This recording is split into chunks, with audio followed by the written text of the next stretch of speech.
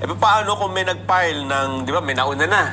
Oo. Tapos may pangalawa. At meron pa yatang pangatlong magpapile. Ano ang mangyayari kapag may mga iba't ibang mga complaint? Pwede bang pagsamasamahin ito sa isang complaint lang?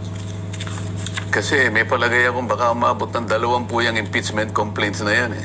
20, grabe naman ko. Eh kasi puro sarsuela na ito eh. Ganun po ba? Kasi nabiglaan mo na ako natin sa pasensya na po kayo kung bakit namin nagagamit yung salitang sarsuela. Parang ang gusto po nilang palitawin, ito pong mga magigiting ko pong mga kasama sa House of Representatives, na marami pong sektor ang maaring nagtataguyod. Gusto po siguro nilang palitawin na maraming grupo o sektor ng ating lipunan ang gustong sumama diyan sa issue ng impeachment laban sa ating pangalawang Pangulo. So yun ang gusto nilang ipinta sa kaya lang naman, kaya ko lang naman nasasabi ito, Jen. Opo. Sapagkat alam naman nila, ewan ko lang, baka naman nakalimutan na nila, Jen. Opo. Kasi maaaring sabihin nila, o yung tuntunin naman para sa isang impeachment sa loob ng isang taon ay napagtitibay lang sa sandaling merong isa na ating napagtibay na makaklasify na nag-initiate na. Kasi yung pinag-uusapan dito yung initiate, yung mag-i-initiate ng impeachment. Opo. Hindi yung filing eh. Okay. Yung operative board kasi, hindi yung filing. Kundi yung but the initiation of an impeachment complaint. Okay, opo. So yung pag-i-initiate ng impeachment complaint ay nagagawa lamang ay kapag yun ay mismong nai-refer na sa isang komite. Sa mga tweet, yung aktong pagre-refer, for example, ng leadership sa Committee on Justice, na yun naman talaga ang kapupuntahan ayon sa aming tuntunin, sa mga tweet, sa puntong yun meron ng na-initiate. At bawal na mula doon sa pagkakataong nakapag-initiate ka na ng isang impeachment complaint, bawal na ang pangalawa, ang pangatlo, hanggang pang-20. Technically, bawal na pala so ngayon, hindi pa. Kasi wala pang masasabing may na-initiate na sapagkat wala pa akong alam na na-refer. Tama kayo. Parang tinanggap lang lahat ng Ang palilitawin lang siguro nila ngayon, kaya ini-encourage ang maraming grupo na mag-file kayo ng maraming complaints, impeachment complaints, para mapalitaw natin na marami talaga ang may gusto na tanggalin ang ating pangalawang Pangulo. Eh yun ay sa pantaha ko, sapagkat kung talagang nakinig lang kasi sila dyan, babalik na naman tayo sa unang isyong pinagtatalunan natin eh. Ang Pangulo ng Republika ng Pilipinas ang nagbigay ng kanyang saloobin. Jen, hindi karaniwang tao ito, Jen, ha? Ay, opo naman. Kapag sinabi mong Pangulo ng Republika ng Pilipinas, tayo ang nagluklok doon sa pamagitan ng ating kapangyarihan na iluklok ang isang leader ng ating bansa. Sa pamamagitan ng eleksyon, opo naman. O hindi mong mamaliitin yung opinion niyan, yung saloobin. Ang totoo niyan kahit napanaginip niya lang dyan Halimbawa, nagkwentuhan kayo, Pangulo ng Pilipinas, Jen. Totoo. Akalain mong mapanaginipan ko. Sabi ng Pangulo. Kwento lang, panaginip lang. Na bigla kong nakita ang bansa natin. Talagang nasa level na ng isang matagumpay na isang bansa. Hindi ka ba masasayahan doon, Jen? Payo naman, kahit panaginip lang ng Pangulo. Panaginip lang yun Ibig sabihin, lahat ng maaaring reaksyon, opinyon, o pagpapahayag ng Pangulo, hindi karaniwang bagay yun, Jen. Ngayon, nung sabihin niya, itong mga bagay na nauukol sa inyong pinagtatalunan ngayon, mga isyong ginugulo ninyo, nauuwi pa nga sa pag-impeach sa ating Vice President, ang lahat ng yan sa aking palagay ay walang kapupuntahan.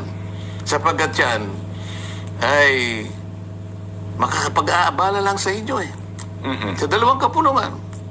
At hindi magko-contribute ng kahit anong pagtatagumpay at kabuluhan sa isang buhay ng isang Pilipino. At sa aking palagay, yan ay isang bagyo na nasa isang tasang kape. Isip-isipin mo yan din. Storm in a teapot. Oo. Opo. Ngayon,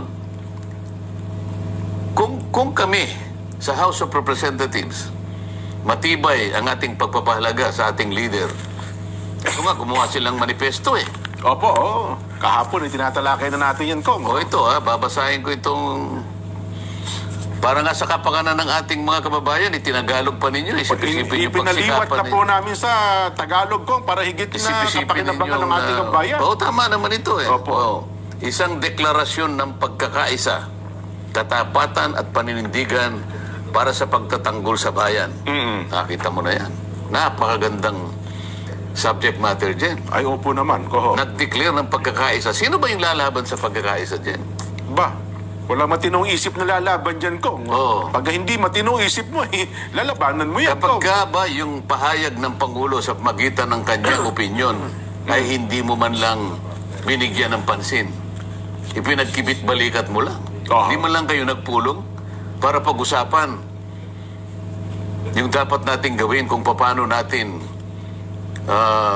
aaksyonan yung opinyon na yun ng Pangulo. Oho. Yan, tandaan natin, yun po ay opinyon, pagpapahayag ng ating leader. Hindi po nanggaling sa isang karpintero.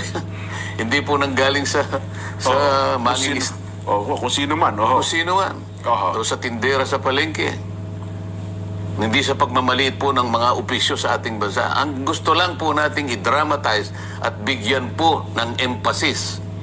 Ito po ay pagpapahayag ng Pangulo ng Republika. Oho.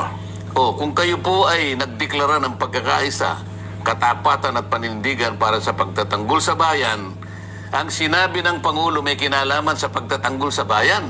Ayaw po naman. Sapagat sinabi niya, harapin natin ang maraming problema ng ating bansa. Ano ibig sabihin nun? Ipagtanggol natin ang ating bansa. Totoo. Tulungan ninyo ako. Yung Saan pupunta yung pinag-uusapan ninyo walang kakwenta-kwentang bagay na napakaliit, ngunit gusto pa niyong palakihin? Oho. O paano ngayon magiging mabisa itong manifestong ito? Alam mo ba yung salitang pagkakaisa dyan? Opo. Kung ilang beses ginamit sa manifestong ito? Baka hindi nyo binilang. Ako binilang ko eh. Meron mo. Hindi ko napansin ko. Ako ganun ako eh. Pag binasa ko isang bagay, Opo. Kasi yun ang importante, no? Yung pagkakaisa eh. Gusto kong usisahin, gusto kong himayin.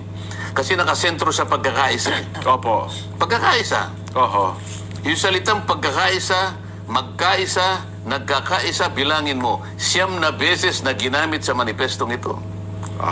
Sa akin palagay din. Oho. Sapagat ipinagdiinan nila, inulit-ulit nila ang pagkakaisa. Opo. Palagay ko dapat isinabuhay nila ito.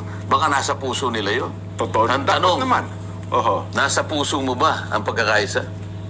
Nawa ko. Nasa puso talaga nila. Kung ganun kung nasa puso mo, bakit naghihintay pa kayo ng 20 impeachment complaints? Sinabi na nga ng Pangulo, walang kakwenta-kwenta yung pinag-iisip ninyo. Oho. Sa salitang kanto dyan, pwede bang maglubay kayo dyan? Parang gano'n. Tantanan nyo na yan. Hindi pa ba kayo titigil sa inyong mga kahibangan? Parang gano'n dyan eh. Oho. Di ba? Ikaw, Nelson, masyadong wala kang kibo dyan. Yun nga yung napansin namin ni Jen kahapon. Diba? Nung kaming dalawa pa lamang, ay sinabi namin, baka hindi nila naintindihan yung pagkakaisa dahil ilang beses nga nilang ginamit yan sa manifesto ko. Oo. Ayun, 9 na beses. 9 na beses. Yes. Ibig sabihin nito, pinangangalandakan nila. Ilalaban nila ito ng pukpukan sapagkat dito nakabatay ang manifestong ito. Ang tanong, ito ba'y totoo? Ito ba'y may laman? O baka naman puro tayo salita?